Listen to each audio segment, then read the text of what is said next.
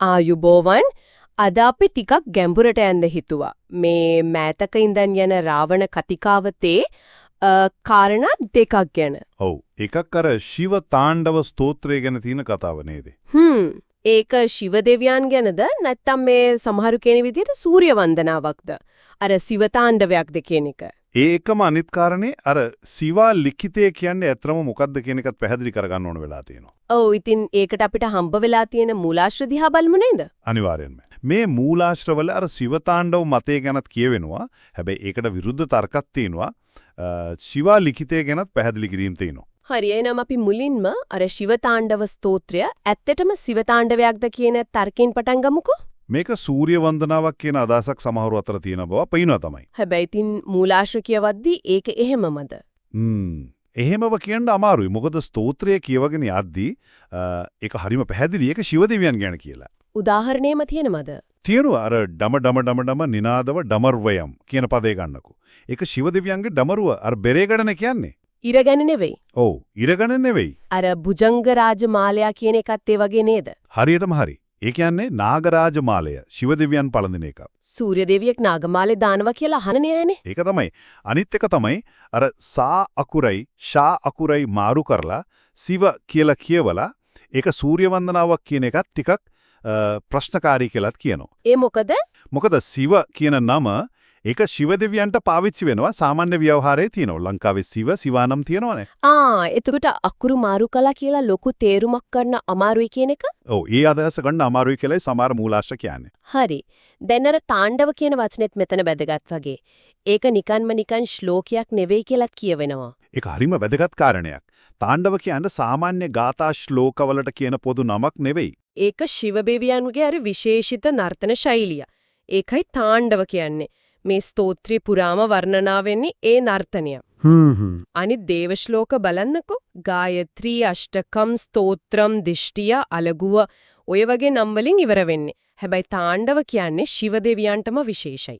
ඒ වගේම ස්තෝත්‍රයේ තියෙන කතාපුවත් එහෙමත් ශිව දෙවියන්ටම අදාළ ඒවා නේද? ඔව්. අනංගව දවාලීම, හස්තිය සුරයව නැසීම, අඩසඳයි නාගයිනුයි පැලඳීම, පාර්වතීගේ ස්වාමියා වීම, ත්‍රිපුර නැසීම, ගංගාව හිසේ දරාගෙන ඉන්න එක, ඩමරුව වයන එක, අර යම රජුව මැරීම මේ ඔක්කොම ශිව දෙවියන්ගේ කතානේ. එතකොට මේ ශිව තාණ්ඩව කතාව ගේන අයට මේ සංස්කෘත දැනුම ශාස්ත්‍රීය පැත්ත ගැන අවබෝධයක් අඩුයි කියලාත් විවේචනයක් තියෙනවද? ඔව් එහෙම විවේචනයක්කුත් සමහර මූලාශ්‍රවල තියෙනවා.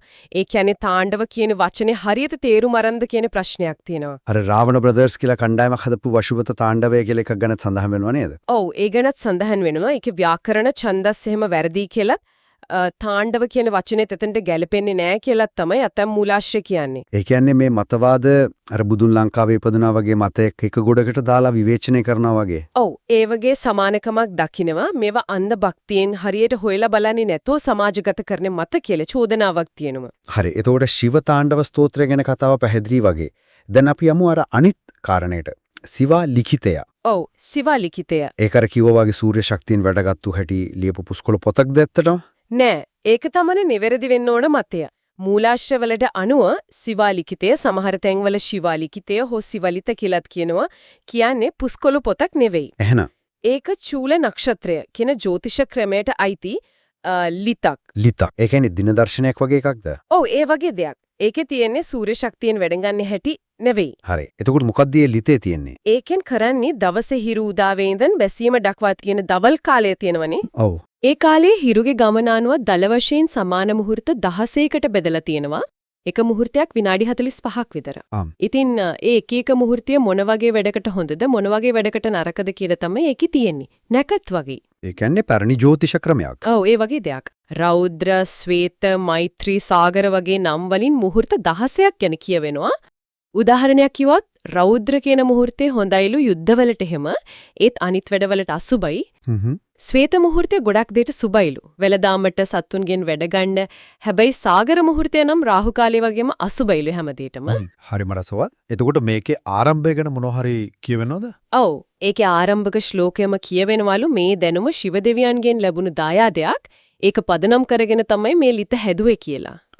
ඒ කියන්නේ නමේ තියෙන සිවා කියන එක ශිව දෙවියන්ට සම්බන්ධයි කියන එකද? බොහෝ දුරට එහෙම වෙන්නේ නැති. ඒක සූර්යයාට වඩා ශිව දෙවියන්ට සම්බන්ධ බවක් තමයි පේන්න තියෙන්නේ. හැබැයි මේ සිවලිතේ විතරක් බැලුවම මදි කියලාත් කියනෝ නේද? අර අපි දන්න සාමාන්‍ය නැකත් ක්‍රමය රාහු කාලේ එහෙමත් බලන්න ඕනා කියලා. අනිවාර්යයෙන්ම. ඒකත් පැහැදිලිව කියනවා මේ සිවලිත මුහුර්ත පාවිච්චි කරද්දිත් අර මහා නක්ෂත්‍ර ක්‍රමය කියන අපි දැන් පාවිච්චි කරන ක්‍රමයේ රාහු කාර්ය වගේ අශුභ වෙලාවල් අනිවාර්යෙන්ම මගරින්න ඕනලු. එතකොට සමහර විට මහා නක්ෂත්‍ර ක්‍රමයේ සුබ වෙලාවක් මේකේ අසුබ වෙන්නත් පුළුවන්. වෙන්න පුළුවන්. එහෙම වුණොත් මහා නක්ෂත්‍ර ක්‍රමයටලු මුල් තැන දෙන්න ඕන. හරි. එතකොට දැන් අපිට මේ කාරණා දෙක ගැනම හොඳ පැහැදිලි චිත්‍රයක් තියෙනවා වගේ සාරාංශයක් විදිහට ගත්තොත් ඔව් සරලවම කිව්වොත් මූලාශ්‍ර විශ්ලේෂණය අනුව ශිවතාණ්ඩව ස්තෝත්‍රය කියන්නේ පැහැදිලිවම ශිව දෙවියන්ගේ නර්තනයයි එතුමාගේ පුරාවෘත්තයයි වර්ණනා කරන ස්තෝත්‍රයක්.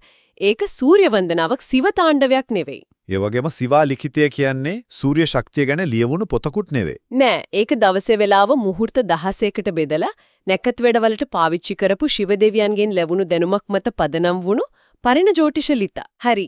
එතකොට මේ කරුණ ඔක්කොම එක්ක බලද්දී මූලාශ්‍ර අවසාන වශයෙන් මොකක් හරි කියනවද මේවා තේරුම් ගැනීම ගැන? ඔව්.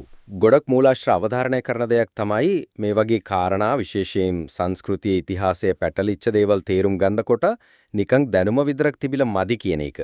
එතකොට තව මොනවද ඕන? අගතියෙන් තොරව විවෘත මනසකින් බලන්න ඕනේ. ඒක මූලාශ්‍රයක තිබුණා වහල්භාවයෙන් මිදුණු මානසිකත්වයක් ඕන කියලා.